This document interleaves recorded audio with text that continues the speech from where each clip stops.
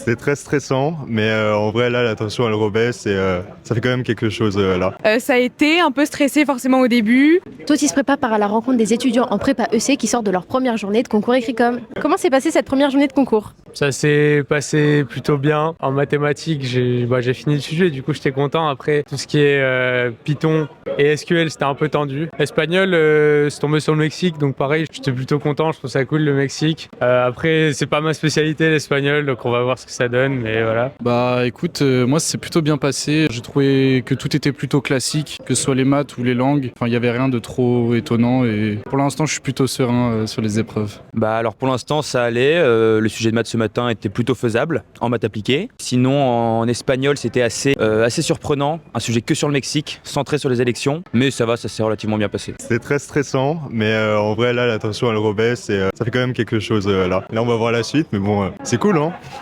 Ça a été un peu stressé forcément au début, mais voilà, on se met dans l'épreuve et au fur et à mesure on se détend. Donc franchement ça va, je suis assez contente de cette première journée. Tu vises quelle école? J'aimerais bien avoir HEC, parce que moi je suis cube cette année, mais j'ai cubé sur EDEC, mais j'aimerais vraiment bien avoir HEC, donc voilà. Pour les écoles, moi c'est surtout la BCE, la Écricom, je l'ai fait un peu en sûreté aussi pour un peu désacraliser le concours, on va dire. Moi je vais surtout focus la BCE et là c'est plus de l'entraînement, ouais. Je vise plutôt les écoles de la BCE, top 3, top 5, donc voilà, je prends plutôt Écricom comme un échauffement pour mettre dans le bain des concours. Je vise une école du top 5, enfin, on vise quand même une top 3, mais de toute façon, il faut tout donner, hein. Et après, on verra à la fin, hein, c'est ça le plus important. Moi je vise un top 5, idéalement un top 3, mais bon voilà, top 5 c'est déjà très bien, et voilà.